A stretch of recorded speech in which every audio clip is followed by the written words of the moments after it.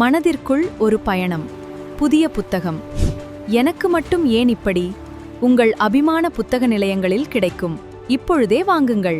எழுத்தாளர் அமுதா புண்ணியமூர்த்தியின் எனக்கு மட்டும் ஏன் இப்படி மற்றும் மனதிற்குள் ஒரு பயணம் சிறுகதை தொகுப்பு, இந்த இரு புத்தகங்களை முன்பதிவு செய்து பெற்றுக்கொள்ள ஸ்கிரீனில் தெரியும் நம்பருக்கு புத்தகம் ஒன்றிற்கு ₹175 ஜிபே செய்து பெற்றுக்கொள்ளலாம். நேற்றிலிருந்து சோசியல் மீடியாவில் ஒரே கதறல். அவ்வளோதான், தமிழ்நாடு முடிஞ்சு போச்சு, இனி தமிழ்நாட்டை காப்பாற்ற யாராலையும் முடியாது அப்படின்னு பயங்கரமாக கதறிட்டு இருக்காங்க. என்னைய ஏதாவது தமிழ்நாட்டுக்கு இடி விழுந்துருச்சா அப்படின்னு எனக்கு பெரிய டவுட் ஆகி போச்சு. நான்லாம் சின்ன பிள்ளையாக இருக்கும்போது ஸ்கைலாப் அப்படின்னு ஒரு ராக்கெட் வந்து தமிழ்நாட்டில் விழ போகுதுன்னு ஸ்கூலுக்குள்ளே அள்ளி விட்டாங்க.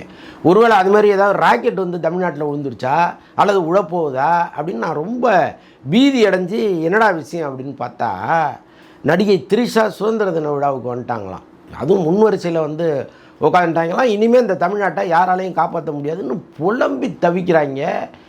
இணையாக ஒரு முதலமைச்சர் அவர் இன்வைட் பண்ணுறாரு. அவங்களுக்கு அங்கே இளம் போட்டிருக்கிறாங்க. பக்கத்தில் அவங்க அப்பா அம்மா எல்லாருமே உட்காந்துருக்குறாங்க.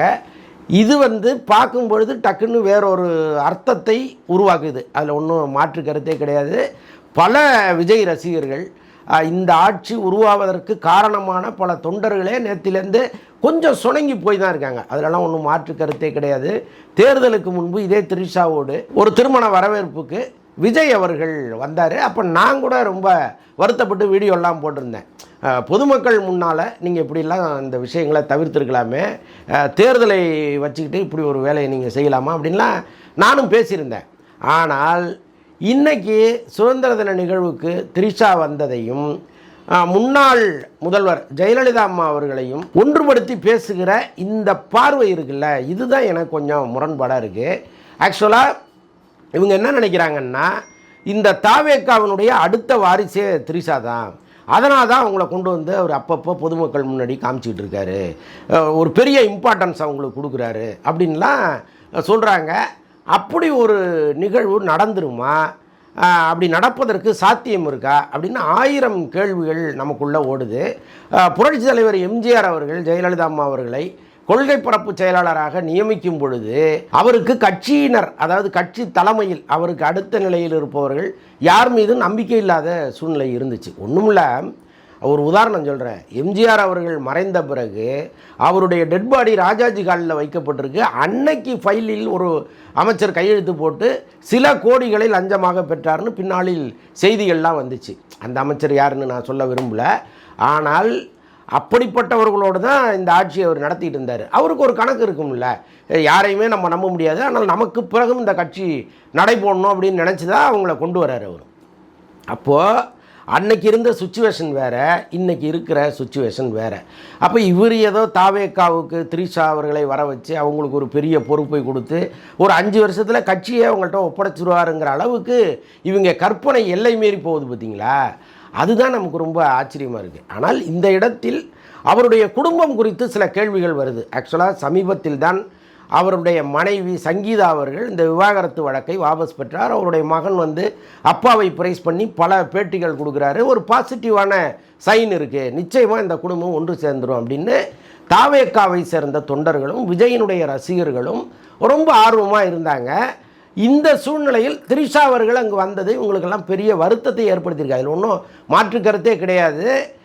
இது வந்து என்ன நடக்கும், ஒருவேளை விஜய் சார் வந்து த்ரிஷாவை கல்யாணம் பண்ணிப்பாங்களோ அப்படிங்கிற அளவுக்கெல்லாம் இங்கே நினைக்கிறாங்க. அதற்கு வாய்ப்பே இல்லை. முதல்ல அவருக்கு டைவர்ஸ் கிடைச்சாதான் இவங்களை ஒரு திருமணமே செஞ்சுக்க முடியும். டைவர்ஸே கிடைக்கல. இப்போ அவங்களே வாபஸ் வாங்கிட்ட பிறகு இவர் வந்து எனக்கு டைவர்ஸ் கொடுங்கன்னு கட்டாயமாக போக போகிறதில்ல. ஸோ அப்படிப்பட்ட சூழ்நிலையில் ஒருவர் டைவர்ஸ் வாங்காமல் இன்னொருவரை எப்படி திருமணம் செஞ்சுக்க முடியும்? அதுக்கு வாய்ப்பே இல்லையே.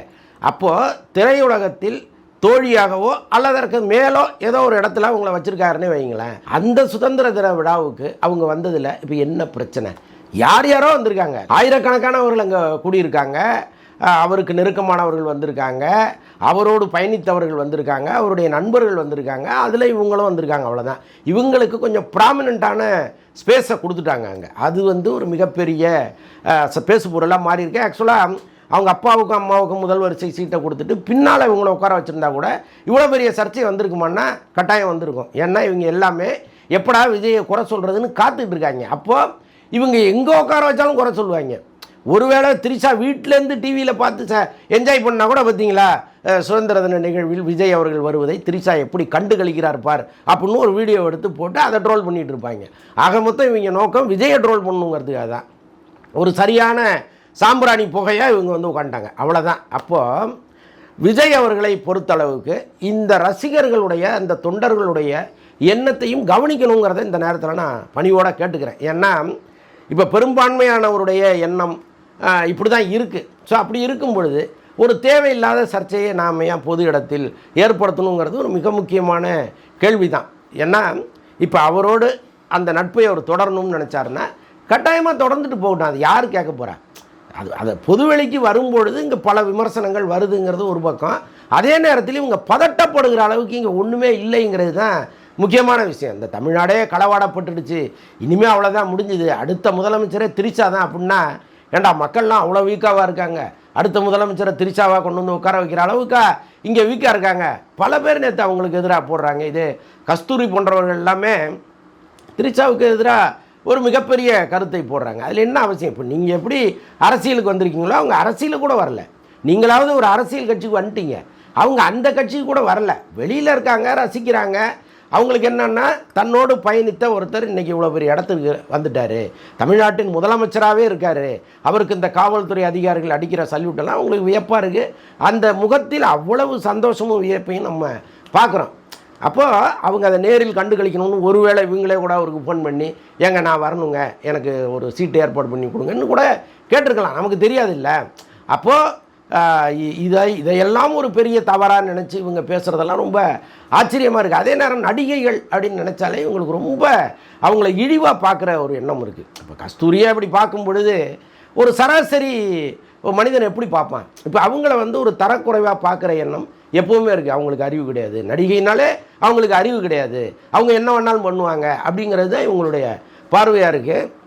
இந்த நேரத்தில் ஒரு விஷயத்தை சொல்லணும்னு நினைக்கிறேன். நான் பத்திரிகை துறைக்கு வரும்பொழுது என்னை விட மூத்த பத்திரிகையாளர் எம்ஜிஆர் சிவாஜி காலத்தில் வாழ்ந்த ஒரு பத்திரிகையாளர் அவர் ஒரு சம்பவம் ஒன்று சொன்னார், எனக்கு அப்படியே இன்னமும் மனசில் இருக்குது. ஒரு ஊட்டி மாதிரி ஒரு இடத்துல படப்பிடிப்பு நடந்துகிட்டு இருக்கு. ஜெயலலிதா அவர்கள் வந்து அந்த படத்தில் கதாநாயகியாக நடிச்சிட்டு இருந்தாங்க. அந்த படத்தினுடைய ஹீரோ ஒருத்தர், நான் தனியாக பேசணும் உங்கள்கிட்ட அப்படின்னு தொடர்ந்து சொல்லிகிட்டே இருந்திருக்கிறாரு. அவருடைய நோக்கம் என்னங்கிறது உங்களுக்கு புரிஞ்சிருச்சு. சரி, ஓகே, இருந்தாலும் சரியாக நோஸ் கட் பண்ணணும்னு முடிவு எடுத்துகிட்டு ஒரு 7 மணிக்கு வாங்க அப்படின்னு சொல்லிட்டாங்க. இப்போ 7:10க்கு வேறொரு உதவி இயக்குனரை அங்கே வர சொல்லிட்டாங்க. ஆக்சுவலாக அந்த உதவி இயக்குனர் நீண்ட காலமாக அவங்கள்ட்ட கதை சொல்லணும்னு சொல்லிகிட்டு இருந்தவர், அவரை வந்து 7:10க்கு நீ வந்திருப்பா, சரியாக எனக்கு வந்து டைமில் ஆன் டைமுக்கு வரணும் அப்படின்லாம் அவங்க சொல்லிட்டாங்க. இப்போ 7 மணிக்கு அண்ணாச்சி அங்கே போயிட்டார் தலைவர். போனோடனே அப்படி உள்ளே போனோடனே அப்படி உட்காந்து அப்படி மெல்ல பேச ஆரம்பிச்சிருக்கிறாங்க. அவர் வந்த நோக்கத்தை நேரடியாக சொல்ல அப்படி தயங்கி மெல்ல மெல்ல மெல்ல மெல்ல அப்படி பேசிகிட்டு இருக்கும் பொழுது டக்குன்னு கதவு தட்ட போடுற சத்தம். யாருன்னா அந்த உதவி இயக்குனரை வர சொல்லியிருக்காங்க. டக்குன்னு இவங்க என்ன பண்ணியிருக்காங்க, யாரோ வராங்க, நீங்கள் இங்கே இருந்தீங்கன்னா ஒரு மாதிரி எம்பரசிங்காக இருக்கும், நீங்கள் வேணால் அந்த பாத்ரூமில் கொஞ்சம் நேரம் நின்றுங்க, நான் அவர்கிட்ட பேசி அனுப்பிச்சிடுறேன் அப்படின்னு சொல்லிட்டு அவரை உள்ளே அனுப்பிச்சி வெளியில் கதவை தப்பாக போட்டாங்க. போட்டுட்டு வந்தார்ல, வாங்க வாங்கன்னு உட்கார வச்சு 2.5 மணி நேரம் கதை கேட்டுருக்குறாங்க. இந்த 2.5 மணி நேரமும் அவர் எங்கே போகிறதுன்னு தெரியாமல் உள்ளேயே நின்று வெந்து தணிந்து கதவை திறந்து விட்டோன்னே, அதாவது முகத்தை கர்ண கொடூரமாக வச்சுக்கிட்டு வெளியில் போனாருன்னு ஒரு கதையை என்கிட்ட சொன்னார். எனக்கு உள்ளபடியே அவங்களுடைய கட்ஸ் வந்து ரொம்ப பிடிச்சிருந்தது. இப்படி தான் இவங்களெல்லாம் நான் நோட்ஸ் கட் பண்ணணும்னு நான் நினச்சேன். பின்னால் அவங்க எவ்வளோ பெரிய இடத்துக்கு வந்தாங்க. இப்போ அவங்கள வந்து ஒரு நடிகை அப்படிங்கிற பார்வையோடு நம்ம பார்க்க முடியுமா? எவ்வளவு கவனமாக இருந்திருக்கிறாங்க, எப்படி பனிஷ்மெண்ட்டு கொடுத்துருக்குறாங்க. அவங்க எல்லா நாட்களிலும் அதை வந்து அவங்க ரொம்ப கவனமாக இருந்தாங்க அதில். ஸோ அப்படி தான் இன்றைக்கி நடிகைகளை பார்க்குற வழக்கம் இருக்குது. ஆனால் நடிகைகளுடைய இன்னொரு பக்கம் இந்த மாதிரி கூட இருக்கலாம். அப்போ ரொம்ப நடிகை தானே அப்படின்னு அந்த இழிவுபடுத்தி பேசுவதெல்லாம் முதல்ல நிறுத்திட்டு, எவ்வளவோ பார்வையாளர்கள் அங்கே வந்தாங்க, அங்கே ஒரு பார்வையாளராக அவங்க வந்திருக்காங்க. அதை தாண்டி அவர்களுக்குள் இருக்கிற நட்பா உறவா அல்லது அதை தாண்டி ஏதோ ஒரு கர்மமெல்லாம் நமக்கு தெரியாது. அது எதிர்காலம் தீர்மானிக்கப்பட வேண்டியது. எதுவுமே நடக்காமல் நீங்கள் முன்னாடியே நடந்துருமோன்னு கதறது வந்து எந்த விதத்தில் சரின்னு எனக்கு புரியவே இல்லை. ஒருவேளை ஒரு தவறான முடிவை அவர் எடுத்தாருன்னா இன்றைக்கி அவரை ரொம்ப அன்போடு கேட்டுக்கிற அவருடைய ரசிகர்களும் தொண்டர்களும் கட்டாயமாக அவங்களுடைய எதிர்ப்பை பலமாக வைக்கத்தான் போகிறாங்க. யாருமே வந்து இதை பார்த்துட்டு போகவே மாட்டாங்க. இன்னும் கூட இந்த நேரத்தில் ஒரு விஷயத்தை சொல்லணும்னு நினைக்கிறேன். நேற்று ஏஐயில் ஒருத்தர் ஒரு புகைப்படம் உருவாக்கியிருந்தார். எனக்கு ஒரு நிமிஷம் அதை பார்க்கும்போது திக்குன்னு இருந்துச்சு. ஐயோ அது செஞ்சுருக்கக்கூடாதோ அப்படின்னு கூட எனக்கு தோணுச்சு. ஆனால் அதில் வந்த கருத்து ரொம்ப சிறப்பாக இருந்துச்சு. ஒரு த்ரிஷா படம், அந்த படத்தை அப்படியே கொளுத்துறாரு, ஒரு நெருப்பு குச்சை வச்சு கொளுத்துறாரு. அப்படியே அந்த படம் சுற்றி எரிஞ்சு உள்ளேருந்து அவருடைய மனைவி சங்கீதாவும் அந்த குழந்தைகளும் அப்படி இருக்காங்க. ஸோ அந்த மாதிரி அதை ஏஐயில் உருவாக்கியிருந்தார். எல்லாரும் விரும்புவதும் அதுதான்.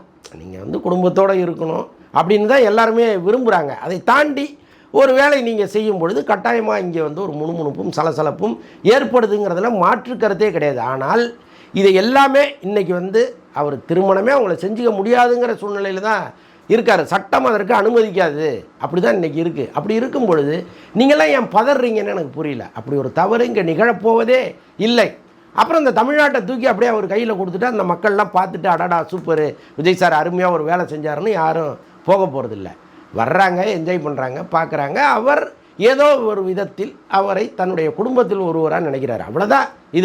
இதை தாண்டி நம்ம எல்லையில்லாத கற்பனைக்கு போய் இது நடந்துருமோ அது நடந்துருமோ, அவ்வளோதான் இனி தமிழ்நாடு உருப்படாமல் போயிடுமோ அப்படிலாம் நினைக்க வேண்டிய அவசியமே இல்லைங்கிறது தான் இந்த நேரத்தில் நான் உறுதியாக சொல்ல விரும்புகிறேன். அதற்கப்புறமும் புலம்பிகிட்டு இருந்தீங்கன்னா அது உங்களுடைய வியாதி.